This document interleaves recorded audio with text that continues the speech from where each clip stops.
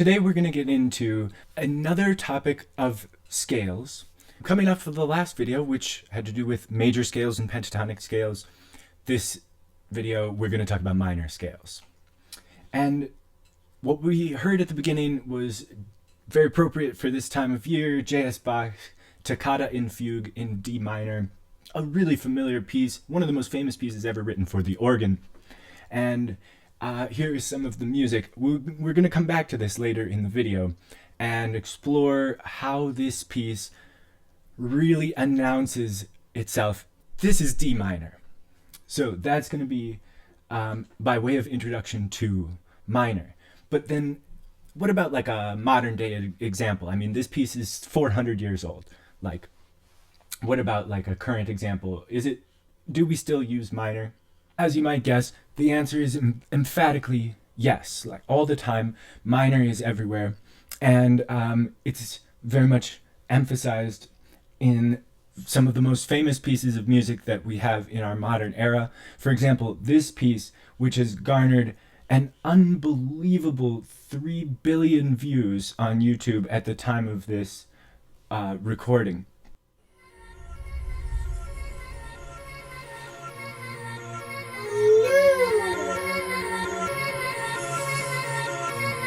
Yeah, y'all know what it is. Katy Perry, Juicy J. Let's rage. And here you were gonna come to me. And here you are, but you better choose carefully. 'Cause I'm capable of anything, and everything. Okay, so we hear in this piece already.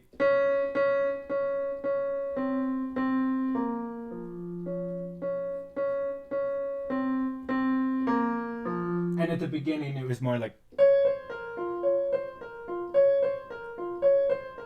Okay, well, I'll give you a hint. These are the same notes. So this is down the octave. Sorry, up the octave. And down the octave. Same notes. And at the beginning, they go twice as fast. And then later.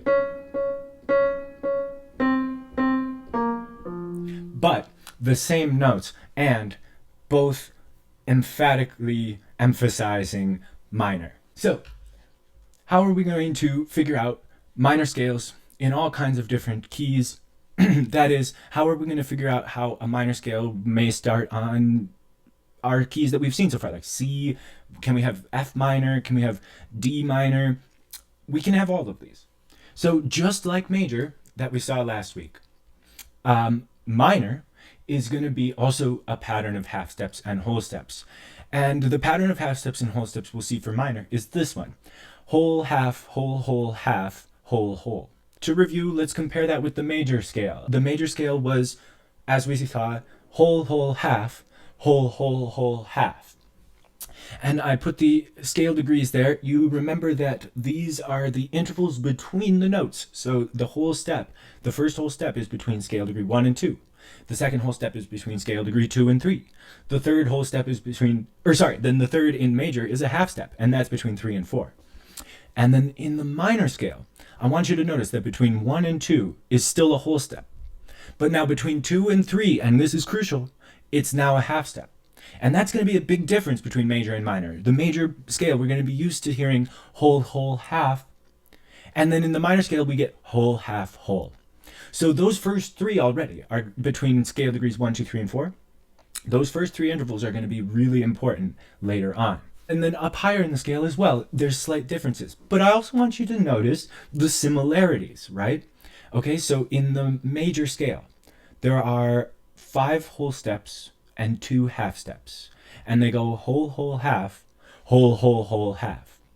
And then in the minor scale, there are, 5 whole steps and 2 half steps.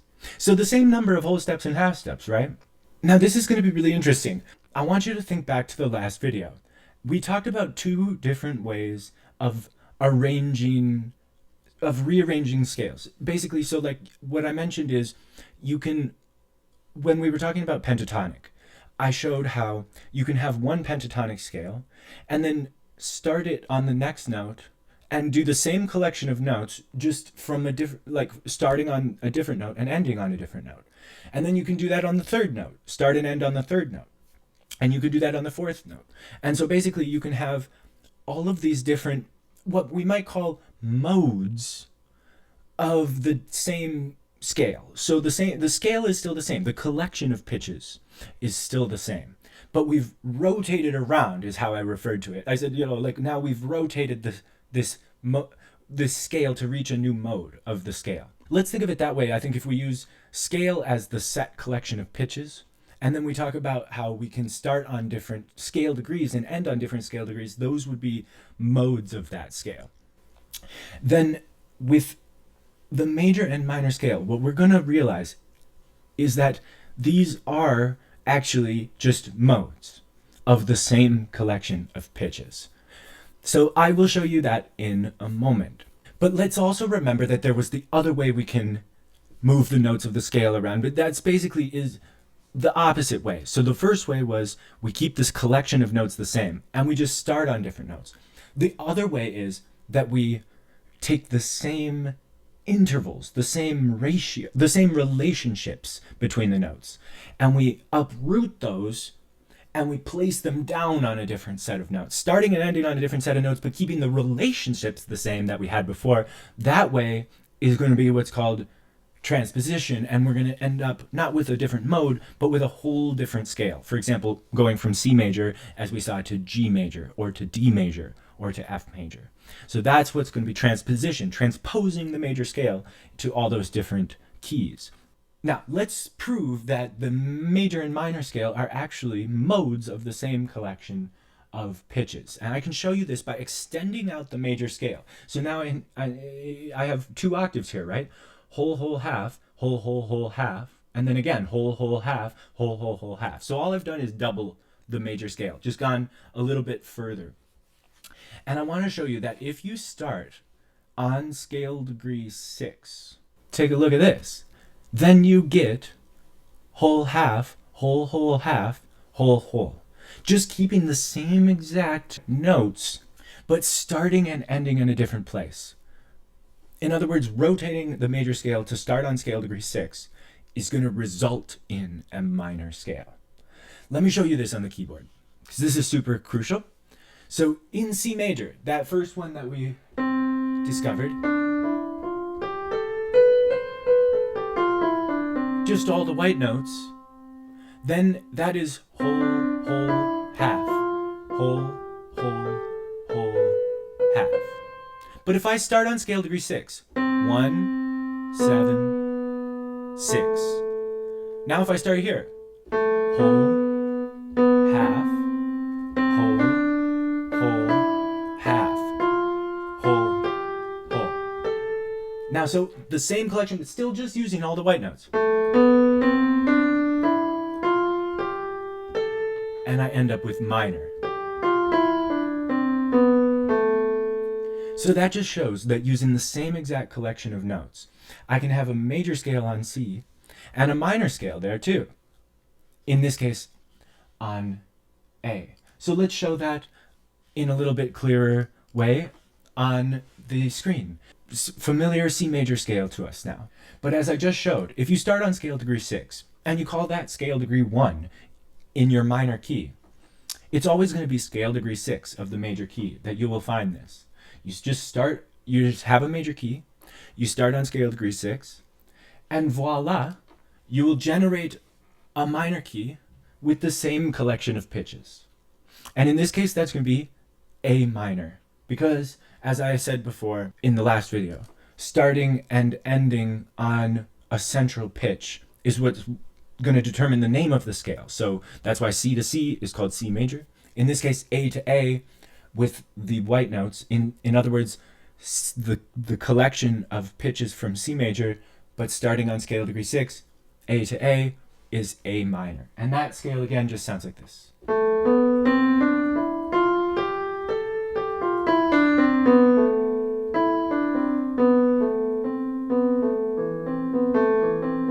Okay, so that's going to be A minor. But let's see now if we can do just like in the last video, if we can do not just rotation, but taking these relationships that made a minor scale here, uprooting them from A to A, and applying them to other notes. Now, just like when we did this with the major scale, we're going to need to use our sharps and flats now, because it's just C major and A minor that have reign over these white notes. Now, when we move to other keys, we're going to need to take the relationships, have them show us how to change our notes using sharps and flats in order to get the other scales. For example, can we make D minor? Let's see if we can make D minor. So it's the same process that we used for major. Now we just take the whole steps and half steps pattern that we learned. In this case for minor, whole, half, whole, half, whole. And we're going to try to make D minor. So we've plopped them down on the white notes here, but that's not enough because we got to check the half steps and whole step pattern. So if we check the half steps and whole steps pattern, we run into a problem right here, right at scale degrees 5, 6, and 7. You'll notice it's very similar to the process we had in the major scales, where now we know we see that we have a whole step and a half step between A and B and between B and C, but we need a half step and a whole step because it needs to go whole, half, whole, half, whole. So how are we going to fix this error? Well, just like in the last video, very, very similar, we can apply a flat to scale degree 6 in this case, lower it so that now between 5 and 6 we have a half step like we should according to the minor half steps and whole steps pattern, and a whole step between scale degrees 6 and 7. So once again, just like with major, adding one flat in this case fixes our problem there in the whole step half step pattern and generates the D minor scale. Good, so now we can return to the organ fugue. The organ toccata by Bach. And we'll try to look at how this piece expresses itself in D minor. Let's take a listen to remind ourselves how it sounds. Here it is.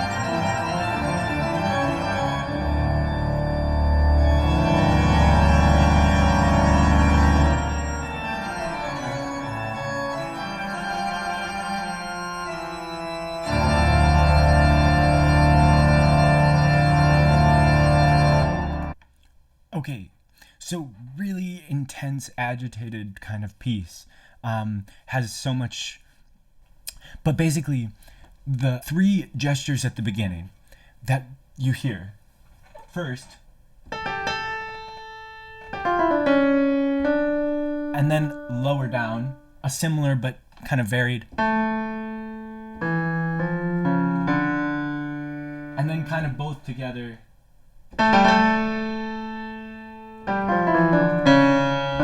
Sorry, just like the first, and then the low D, and this really tense moment.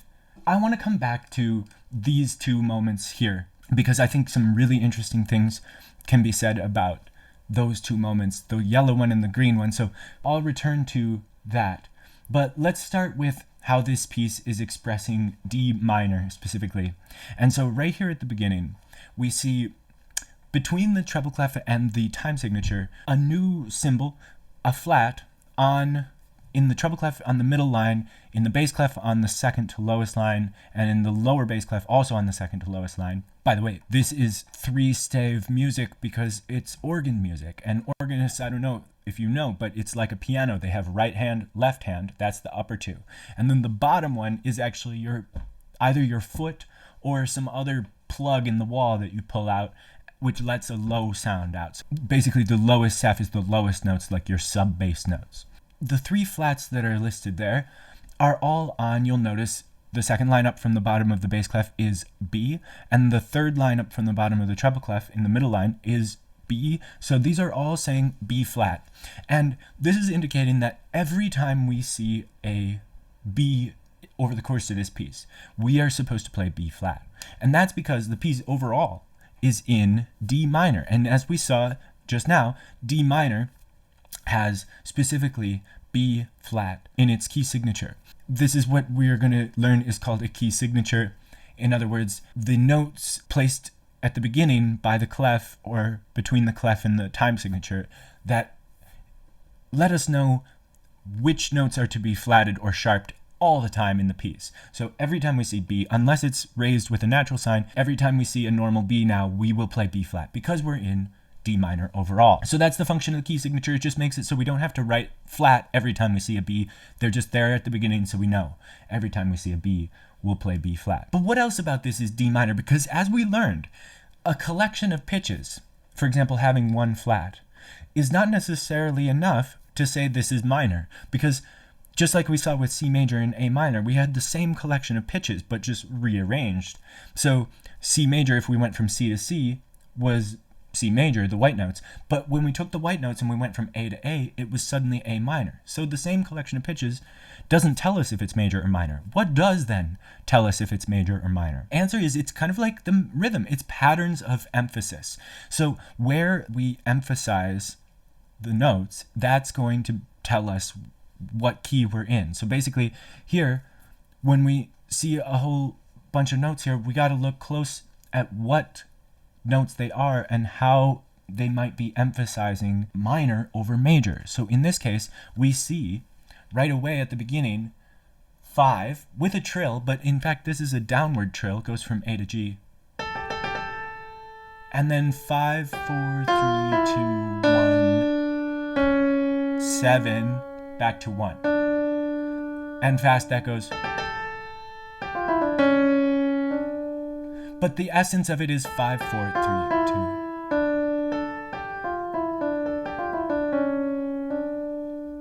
Okay, and the same thing with the next one, where it just goes 5, and instead of the whole scale, it just leaves some notes out. 5, 2, 3, 7, 1. Okay, and then the third gesture is just the same as the first, 5, 4, 3, 2, 1. And so all of those are going, they all end on D and emphasize D minor. By the way, another big clue, if you have a huge note that comes in the bass, that note will oftentimes be your main note, especially in a case like this, and that will tell us, okay, overall we're generating here D minor, because we have B flat, and then we have lots of emphasis on D. 5, 4, 3, 2, 1 is like an arrow pointing to D. Same thing with the big note in the bass. It's just a big old D down there to ground our perception of this piece in D minor. Another thing that contributes to it comes a little bit later. We heard it in the excerpt above, when the organ is kind of gathered up this energy by going, and then,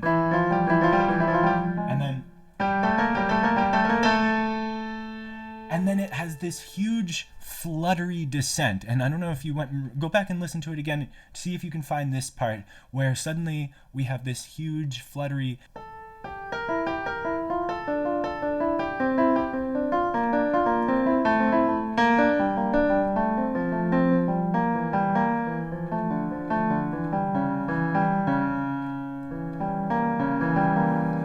So this big fluttery descent, I'm only playing the top line, but you can notice that they're the same, just in octaves. So the left hand and the right hand are meant to be playing the same pattern in octaves there. It looks like a crazy mess of notes. You can tell it's organized into patterns here. It's just a huge swath of notes in D minor, right? Because of course, at the beginning of this piece, we saw B flat in the key signature. You can see it again there in the lower part, where every time we see B, this will be B flat. So we're going to be using those notes of D minor. But what about the patterns of emphasis, like I said? Well, if you look closely at this excerpt, in fact, if you take the first note of each group, and actually not even just each group of 3, but if you take the first note of each group of 6, you can kind of see this pattern emerge. I've placed it in yellow circles here just so you can see, but this is one way that this piece is in the background emphasizing D minor. Take a look at this. From the A at the beginning, which is 5 in D, right? D, E, F, G, A. So if we're up at scale degree 5 in the beginning, then we have 4, 3, 2, 1, 7, 6, 5, 4, 3, 2, and then 1 down here in the bass. So basically in the background of this fluttering swath of notes is hidden a simple D minor scale coming down from 5, 4, 3, 2, 1, 7, 6, 5, 4, 3, 2, and then 1 all the way down there with your foot or whatever. This embedded scale in the background of this piece kind of reassures or solidifies our perception of this as D minor-ness. Whereas, like I mentioned, this collection of pitches could easily be reorganized to sound like a different key. But in this case, we look for those ways that the piece is emphasizing D and the notes that are close to it. So these patterns bring us back to D every time. Whether it's this one, D, or this one, D. So the 5, 4, 3, 2, 1 that's hidden in the back of.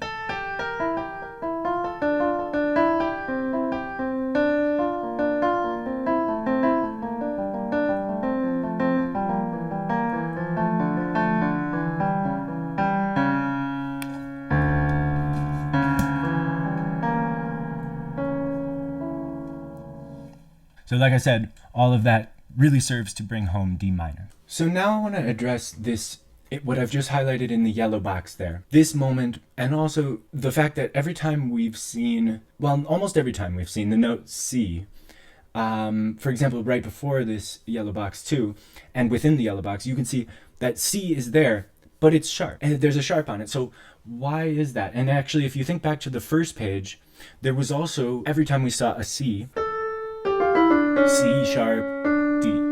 And then same here. C sharp, D. And then there's that similar formation where the lower D comes in and then there's C sharp and those other notes there. So it turns out that the reason is that the minor mode is a little bit more complicated than the major mode. The major mode, just the white notes on the piano, get C major. The minor mode has a few more, I don't know, sticky situations, little complications, things that get adjusted or corrected or moved around, shifted around. So in this case, we've seen this pattern where scale degree 7, in other words, C, think about it, so because like D is 1, and if you go down one step from D, you get scale degree 7, that's C, and that's been raised every time with a sharp. Almost every time we've seen it with a sharp. So why is that? In order to figure this out, we're going to go back to our scale degrees, and I'll tell you about some of the common names that we use when we're talking about the scale degrees. So for example, a lot of times I'll call scale degree 1 tonic, the home bass note. So you return to tonic. And then the other note that I've highlighted here is scale degree 5. And scale degree 5 and scale degree 1, as we'll learn, have a really interesting relationship to each other. There's all this dynamics that happen between 1 and 5. So we're going to learn a lot more about the significance of scale degree 5. But for now, just know that sometimes I will call that dominant, and that is kind of a contrast to the tonic. Now there's another note that I want to emphasize here, and it's the one we were talking about, is scale degree 7. And commonly this is called the leading tone. And it's called that because it leads back to tonic. So think back to our C major scale. If I just play,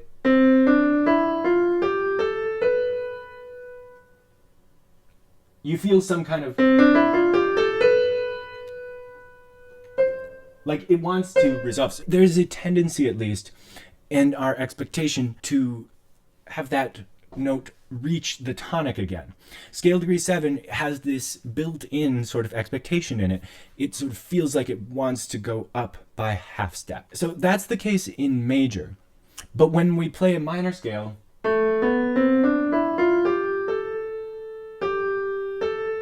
there's not that same half step.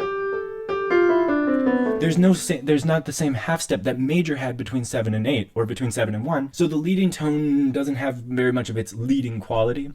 It's not so much leading back to 1.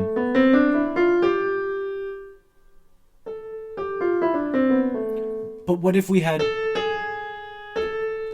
raised scale degree 7, then we would suddenly have that half step restored between 7 and 1. And what we're going to figure out is that so often in minor, scale degree 7 is raised in order to create a half step between 7 and 1, and in order to make the leading tone actually do that job of kind of leading back to the tonic. So we heard that exactly, right? When we had those opening gestures of the Bach.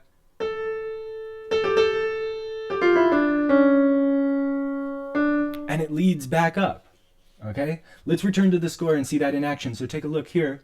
C sharp is leading back up to tonic, to scale degree 1. And so I say that here. The raised leading tone pushes back up to D by half step. And sometimes this is called harmonic minor. Like I said, minor has some complications.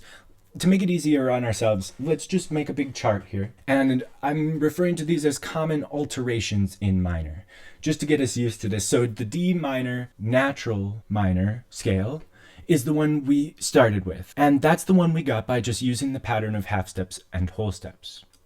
And it sounds like this.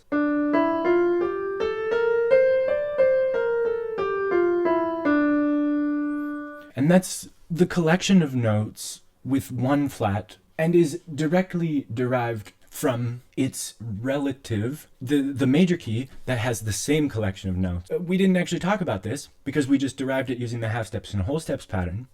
But if you think back to the last video, we saw F major, because F major was the one when we took the half steps and whole steps from C major and we applied it to F, we got F major, and it had one flat. It also had just B flat. So if you look at F major,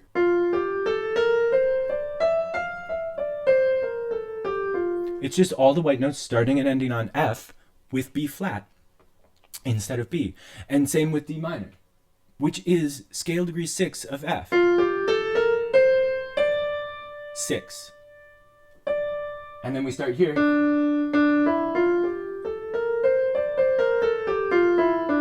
Okay, so like I say, the natural minor is just derived directly from the relative major by starting on scale degree 6. Starting and ending on scale degree 6. Then the harmonic minor, which is the most common alteration to the minor, as we talked about in the Bach, raises scale degree 7, makes C sharp, and creates that half step between 7 and 1. And that sounds like this.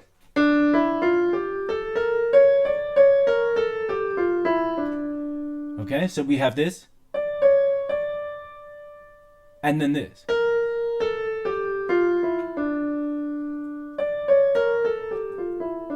Okay, so now we have B flat there and C sharp. Now you might notice that there's a gap that opens up there.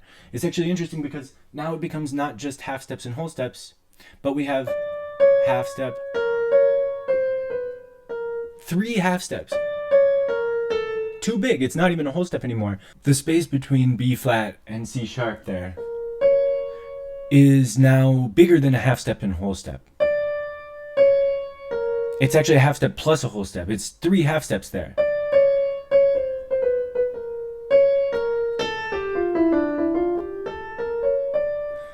We'll see more examples, but just keep in mind that these alterations of minor that I'm going to show you, they're not really wholly separate scales unto themselves. Like I said before, they're just kind of common alterations. They're common changes that happen in a minor piece. But a lot of times when used in a scale, or in a melody, for example, composers will smooth over the 3 half step area there between B flat and C sharp by making more whole steps there. Instead of having 3 whole steps and a half step, you're going to have B natural, C sharp, and D, which will kind of smooth that over. So now you have this scale.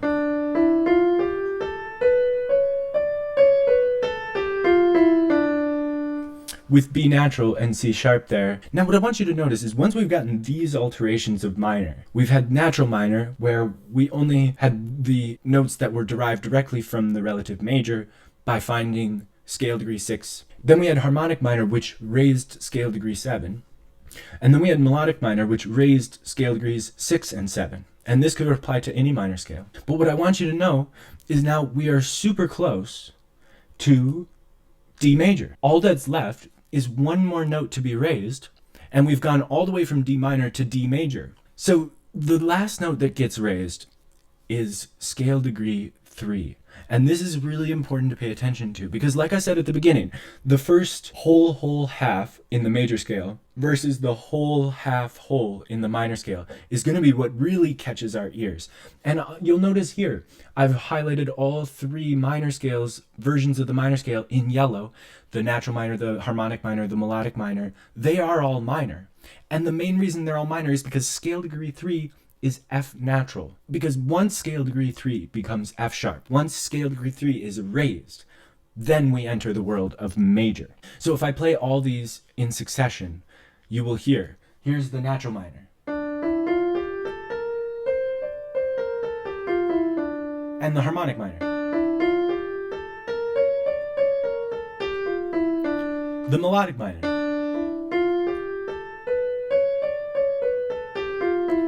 And finally major, where we'll raise scale degree 3 and keep 6 and 7 up. So once again, if we take D and we go to F natural, we get the minor sound. And if we go to F sharp, we get the major sound.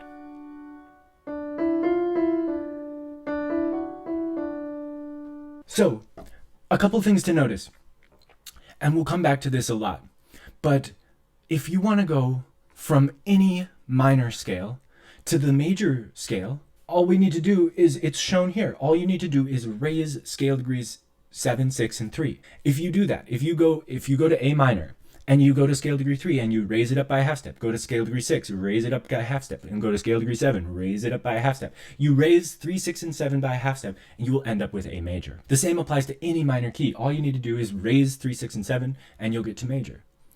And you can get to these other scales along the way. Then the same goes the other way around. So if you're in a major key, for example, C major, and you have scale degree 3, 6, and 7, then you just lower them. Just apply a flat to scale degree 3, 6, and 7, and suddenly you're in C minor. So this works every time. All you need to do, the difference between C major and C minor is in C major, 3, 6, and 7 are up. In C minor, 3, 6, and 7 are down. That's how we can figure out how to get from the same major key to the same minor key. For example, C major to C minor, or from the other way around. But think back to, that's different from how we derived the minor scale in the first place, which was going from a major key and finding scale degree 6, starting there, and then getting a minor key. Because those were different. For example, we had C major and A minor. So we're going to call C major and A minor, the ones that use the same collection of notes, relatives, as I already mentioned. How are they related? They're related by they have the same collection of notes. But C major and C minor, those are what we're going to call parallel. They're parallel because they're both C scales, but one has 3, 6, and 7, one has major, and one has 3, 6, and 7 minor. So now, once again, we can return to these 2 moments in the Bach, and we can understand both of them now. When we have the big D come in the bass,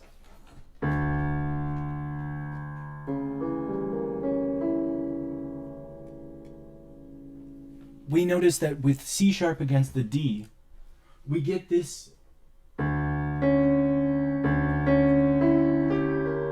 really intense crunchy chord, but has the leading tone, the raised leading tone, and all these other notes pushing against that D in the bass. There's all this tension that builds up there, right?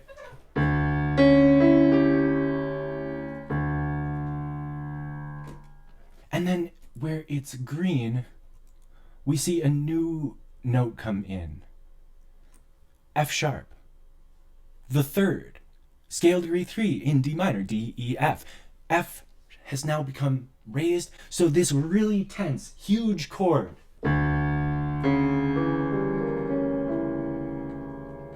then resolves into D major. by raising scale degree 3. And we'll see this a lot, that even in minor pieces, we'll have hints of major popping out here and there, and that happens here. But on the contrast, in order to really emphasize the fact that you're in minor, you might have a pattern like this that stays emphatically in minor. And so now this is in B flat minor, but this pattern 3-2-1-5, 3-2-1-5, 3-2-1-5 of scale degrees is what we've seen here. So if we go B flat 1 2 3, and then B flat 1 2 3 4 5 in B flat minor, then we get 3-2-1-5. In order to really emphasize minor, you're going to hammer home on that lowered third. Not B flat major, but B flat minor.